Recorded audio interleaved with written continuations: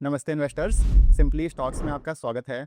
Delhi government ने हाल ही में एक ड्राफ्ट ईवी पॉलिसी निकाली है, जिसके अंतर्गत 2028 के बाद से नए पेट्रोल टू व्हीलर्स पर बैन की बात की गई है। इसमें ईवीज के लिए 100% रोड टैक्स वेवर भी प्रपोज किया गया है।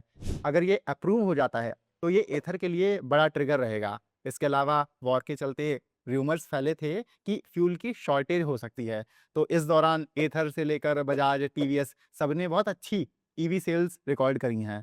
बाकी आप देखोगे कि मार्केट का सेंटिमेंट एथर एनर्जी के स्क्रिप्ट को लेकर भी अभी काफ़ी पॉजिटिव है। इतने खराब मार्केट में भी ये आउट परफॉर्म किया है और अभी अपने ऑल टाइम हाई पर चल रहा है। तो हमने आज से 3 महीने पहले एथर पर एक डिटेल्ड वीडियो भी की थी कि इस बिजनेस में क्या क्या इंटरेस्टिंग डेवलपमेंट्स हो रहे हैं।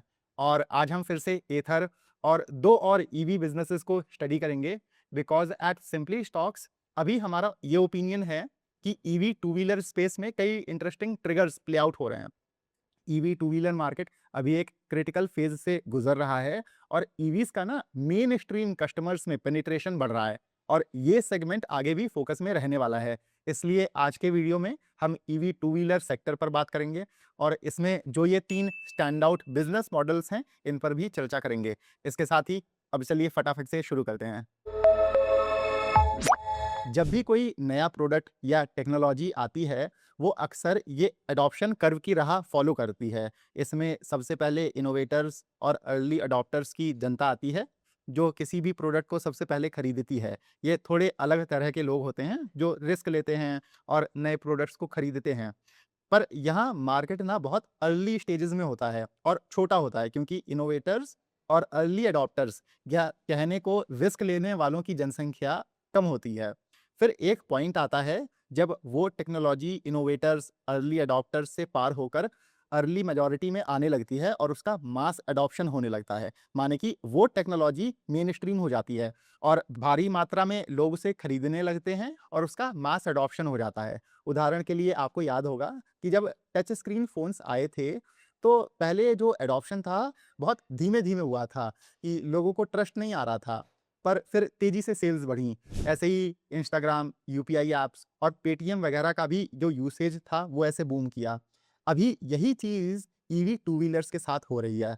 आज से 1 डेढ़ साल पहले ईवी की लहर आई थी, बीच में थोड़ा स्ट्रेस भी आया था, पर अब ये सेगमेंट फिर से बूम कर रहा है प्रॉपर से। पहली एडॉप्शन की जो वेव थी, जो आई थी, वो आपकी सब्सिडी लेड थी, पर अब सब्सिडीज़ जो हैं, वो काफ़ी हद तक कम हो गई हैं या हट गई हैं और अब प्रॉपर से एक्चुअल रियल डिमांड आ रही है और वो भी मास स्केल की। मार्केट अर्ली स्टेजेस से निकलकर अब मैच्योर होने लगा है। इसके अलोंग साइड दूसरा डेवलपमेंट क्या हुआ है कि प्लेयर्स को फाइनली इकोनॉमीज़ ऑफ स्केल का बेनिफिट मिल रहा है। पहले इतने यूनिट्स बिकते ही नहीं थे, तो पर यूनिट जो प्रोडक्शन कॉस्ट थी, वो हाई थी। कंपनियां लॉसेस में थीं, पर अब मास प्रोडक्शन करके ईवी मैन्युफैक्चरर्स के कॉस्ट्स कम हुए हैं और ग्रॉस मार्जिन्स बेहतर हुई हैं। ईवी टू व्हीलर की मार्जिन्स जो हैं अब आईसीई गाड़ियों जितनी पहुंच रही हैं।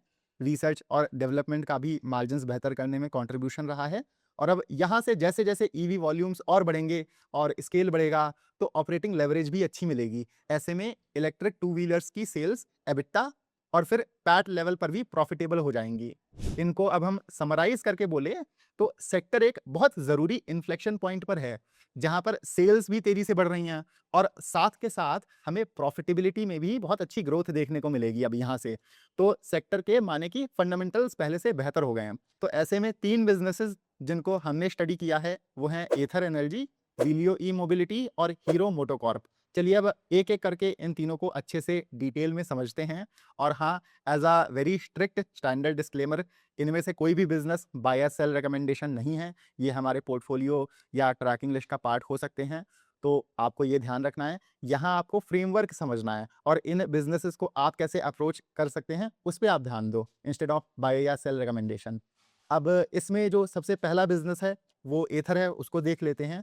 तो एथर आपका बिज़नेस अभी काफ़ी ट्रेंड कर रहा है और एथर पिछले 1 डेढ़ साल से ईवी टू व्हीलर स्पेस में मार्केट शेयर काफ़ी अच्छे से गेन करता आया है। इनकी साउथ इंडिया में स्ट्रॉन्ग होल्ड है और ये स्टेडीली बाकी स्टेट्स में भी मार्केट शेयर गेन कर रहे हैं। ये लगातार नए एक्सपीरियंस सेंटर्स या शोरूम्स खोलते आए हैं और अपने प्रॉफिट मार्जिन्स बेहतर करते आए हैं। एथर को अपने wide body EV scooter Resta पर भी काफ़ी अच्छा रिस्पॉन्स मिला है। इसकी सेल्स भी तेज़ी से बढ़ी हैं। पिछले 6 महीनों में कंपनी ने 5 लाख गाड़ियाँ बेची हैं, जिनमें से 2 लाख रेस्टा मॉडल्स ही रहे हैं। तो ओवरऑल एथर का मार्केट शेयर 18.5-19% पहुँच गया है। एथर अपने technology integration, features, reliability, battery performance, charging speed वगैरह सब में काफ़ी आगे है कॉम्पिटिटर्स से। और हम बहुत डिटेल्स में नहीं जाएँगे, पर ओवरऑल अगर आप मार्केट के अन्य प्लेयर्स से कंपेयर करोगे, तो इनके पास ना प्रोडक्ट और चार्जिंग इंफ्रास्ट्रक्चर का मोat है।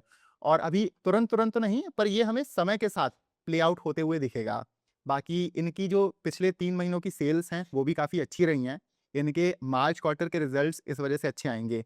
और Q4 में यूनिट्स वाइज़ इनकी सेल्स हम लोग देखें, तो पिछले साल से लगभग डबल हो गई हैं, तो वो एक काफ़ी बड़ा ट्रिगर है।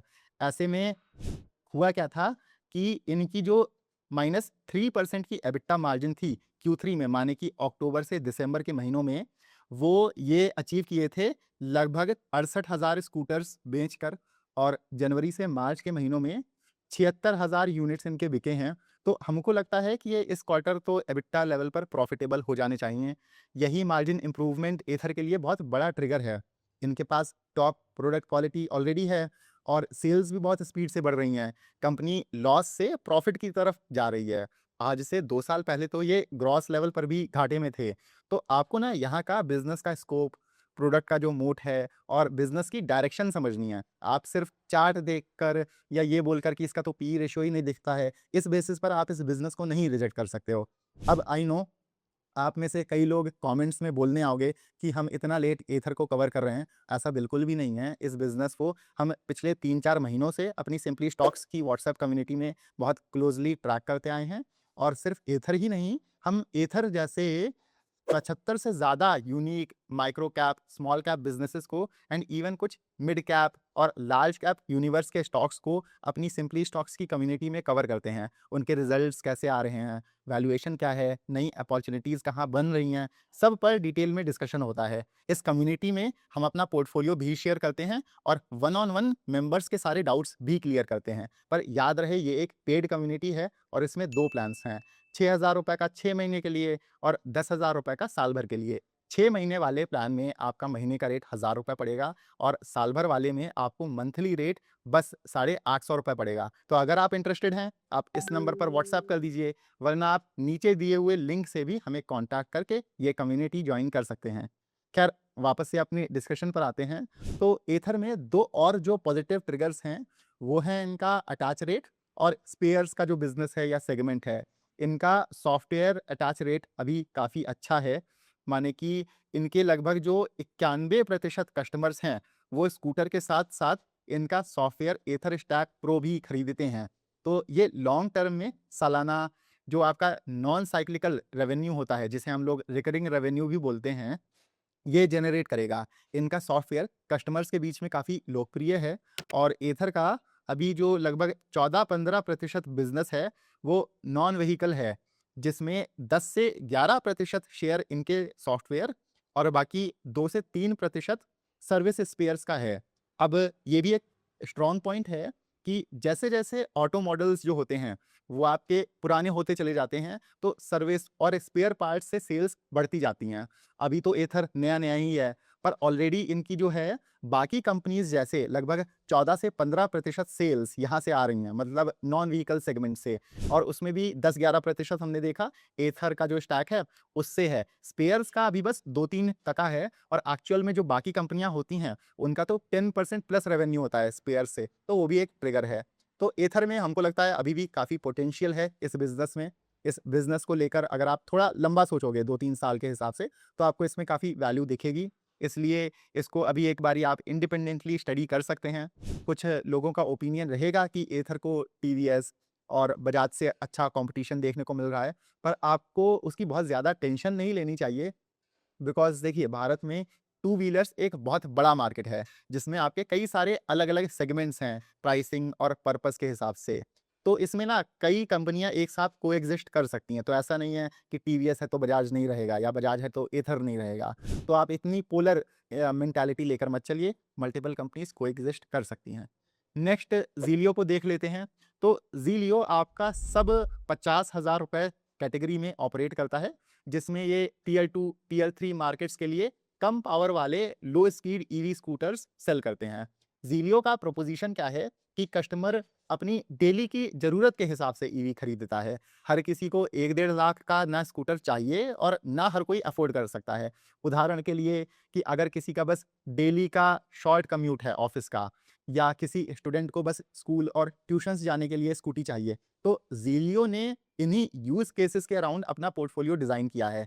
इनके पास 25 किलोमीटर पर आवर स्पीड से कम वाली भी रेंज के प्रोडक्ट्स हैं, जिनके लिए रजिस्ट्रेशंस और लाइसेंस नहीं चाहिए होते हैं। तो ये लो स्पीड जो आपका सेगमेंट है, ये पूरा लार्जली अनऑर्गेनाइज्ड मार्केट है। अलग-अलग स्टेट्स में कई सारे छोटे-छोटे प्लेयर्स हैं इसमें, और ज़ीलियो इस कैटेगरी में as a branded organised player emerge हो रहा है। पिछले साल भारत में लगभग साढ़े 19 lakh total EV scooters sale हुए थे, या total EV two wheeler sale हुए थे, जिसमें से 8 लाख जो थे आपके वो लो स्पीड थे। और ऐसे इंडस्ट्री रिपोर्ट्स हैं कि 2034-35 तक भारत में हर 3 टू व्हीलर्स में से 2 ईवी स्कूटर्स सेल हो रहे होंगे। और ऐसे हो सकता है कि ये जो 2 ईवी स्कूटर्स सेल हों, इनमें भी एक जो हो वो आपका लो स्पीड हो। तो आप देख सकते हैं कि ये अपने आप में मतलब भर का बड़ा मार्केट है। इनका अभी फ़रवरी में नया प्लांट चालू हुआ है। ये अच्छी कैपेसिटी लेकर आया है, और इसके अलावा इनका नियर फ्यूचर में 3 व्हीलर का भी प्लांट आ रहा है, जो 24,000 यूनिट्स की कैपेसिटी ऐड करेगा। तो ये भी एक इंटरेस्टिंग प्ले हो सकता है ईवी स्पेस में, पर मैनेजमेंट नया है, फैमिली रन बिज़नेस है, तो ये कुछ रिस्क हैं जो आपको देखते रहने पड़ेंगे।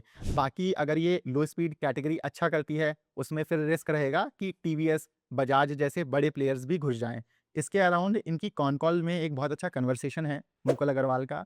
ये मुकुल जी का पोर्टफोलियो बिज़नेस भी है। तो कॉम्पिटिशन पर मैनेजमेंट का जवाब था कि ऑटो सेक्टर सर्विसिंग और स्पेयर्स पर काफ़ी डिपेंडेंट है, और वीडियो अगर फ़ोकस के साथ अपनी कस्टमर सर्विस अच्छी रखता है, एग्ज़ीक्यूशन स्ट्रॉन्ग रखता है, तो कॉम्पिटिशन इतना बड़ा रिस्क नहीं है। और वैसे भी छोटी कंपनियाँ जो होती हैं, वो आपकी पूरा का पूरा एग्ज़ीक्यूशन प्ले ही होती हैं।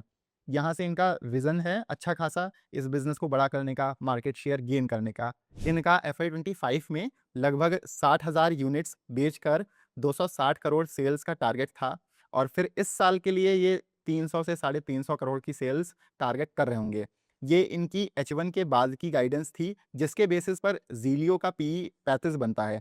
पर हमको लगता है कि ये आराम से इससे काफ़ी ज़्यादा अच्छे नंबर्स रिपोर्ट करेंगे, क्योंकि मार्च और फिर अभी अप्रैल के महीने ईवी टू व्हीलर्स के लिए बहुत अच्छे रहे हैं। तो इस बिज़नेस को एक बार ही आप देख सकते हैं। तीसरा और आखिरी बिज़नेस है हीरो मोटोकॉर्प। हीरो हमको ईवी स्पेस में ऑप्शनल बेट लगता है। कई लोग जो एथर की वैल्यूएशन से कंफर्टेबल नहीं हैं, वो हीरो को कंसिडर कर सकते हैं। हीरो की एथर में लगभग 40% शेयर होल्डिंग है, और आप इधर स्क्रीनर में देखोगे तो हीरो का मार्केट कैप अभी 1 लाख करोड़ रुपए है, और ये 20 के पीई पर अभी बिज़नेस आपको मिल रहा है। यहाँ अगर हम एक basic sum of the parts valuation करें, तो हम हीरो को 80,000 करोड़ रुपए का वैल्यूएशन दे सकते हैं, जो हीरो का बिज़नेस है। और एथर की जो होल्डिंग है, उसको 50% डिस्काउंट के बाद 20,000 करोड़ रुपए की वैल्यूएशन दे सकते हैं। ऐसे में जो एडजस्टेड पीई है, वो हीरो का 15 बनता है। दूसरी चीज़ क्या है कि वैसे तो हीरो मार्केट शेयर बजाज और टीवीएस को लूज़ करता आया है। ये सब 125 सीसी में डोमिनेट करते थे, और काफ़ी समय से ये कैटेगरी अच्छा नहीं की है। रूरल डिमांड वीक रही है, और फिर अन्य कस्टमर्स भी ऊपर हायर सीसी की बाइक्स में शिफ्ट हो गए हैं। इसी वजह से हीरो को मार्केट कम वैल्यूएशन देता है कंपेयर्ड टू बजाज, टीवीएस। पर हीरो में कुछ-कुछ ट्रिगर्स हैं, जैसे इनका खुद का ईवी मॉडल वीडा अच्छा कर रहा है, सफिशिएंटली मार्केट शेयर गेन किया है। वीडा भी एथर के ईथोस के around as an integrated product develop किया गया है। इसके अलावा हीरो ने अपने प्रीमियम पोर्टफोलियो और डेडिकेटेड प्रीमियम स्टोर्स खोलने पर भी काम किया है। 2-3 ये पॉइंटर्स हैं, और इसके अलावा ऐसे फेजेस आते हैं जब कुछ महीने लगातार रूरल डिमांड स्ट्रांग रहती है, और एथर अच्छे सेल्स वॉल्यूम्स रिपोर्ट करता है। उस टाइम ये बिज़नेस अच्छा कर सकता है, और तब ये एथर होल्डिंग की जो स्टोरी है, ये भी प्ले आउट हो सकती है। ऐसे में आराम से हमको लगता है मार्केट एथर को 30-35 का पी दे सकता है। इसके बेसिस पर आप खुद से अपने एंट्री और एग्जिट पॉइंट्स देख सकते हैं। इस बिज़नेस को लेकर, अगर इधर आपको इंटरेस्ट आ रहा है। और ये जो मंथली सेल्स डेटा हम आपको दिखाए ना, ये तो हम हर महीने ही बहुत क्लोज़ली ट्रैक करते हैं अपनी सिंपली स्टॉक्स कम्युनिटी में ऑटो कंपनीज़ के लिए। इसके अलावा कई सारे और भी डेटा पॉइंट्स ट्रैक किए जाते हैं, अलग-अलग कंपनीज़ के लिए, अलग-अलग सेक्टर्स के लिए, और यही एक्चुअल में एक्टिव इन्वेस्टिंग होती है। जब आप इंडस्ट्री रिपोर्ट्स, कंपनी रिजल्ट्स और डेटा के बेसिस पर कैलकुलेटेड इन्वेस्टमेंट डिसीजंस लेते हैं। तो अगर आपको स्मार्ट इन्फॉर्म्ड इन्वेस्टर बनना है, तो आप डिस्क्रिप्शन में लिंक के through simply stocks community join कर सकते हो। पर एंड में जाते-जाते हम ये भी एम्फसाइज़ करेंगे कि ग्रोथ और स्कोप वाइज़ एथर बेटर बेट है। हीरो में भी उनको ज़्यादा पसंद आएगा जिनको बहुत कॉशियसली खेलना है। आप ऐसे देखो कि अगर इधर डाउनसाइड प्रोटेक्टेड है, तो आपकी अपसाइड भी लिमिटेड है, तो आप ऐसे सोच सकते हो। तो ये ईवी स्पेस में अभी हमको 3 इंटरेस्टिंग बिज़नेसेस लगे, जो हमने आपके साथ शेयर किए, जिन्हें आप खुद भी देख सकते हैं। बाकी अगर आप हमारे चैनल पर नए हो, तो आप याद से सिंपली स्टॉक्स को सब्सक्राइब भी कर दीजिएगा। जब इनके रिजल्ट्स आएँगे, तब हम इन्हें आपके लिए इस चैनल पर फिर से कवर कर रहे होंगे। और आपको अगर ये वीडियो अच्छी लगी है, तो इसे लाइक ज़रूर करिएगा। आप हमें अपने लाइक से सपोर्ट करोगे, तो हम और रेगुलर बेसिस पर आपके लिए ऐसे वीडियोज़ ला पाएँगे। और अगर आपके कोई डाउट्स हों इन बिज़नेसेस को लेकर, आप हमें कमेंट्स में पूछ सकते हैं। मिलते हैं हम आपसे अगले वीडियो में। Happy investing.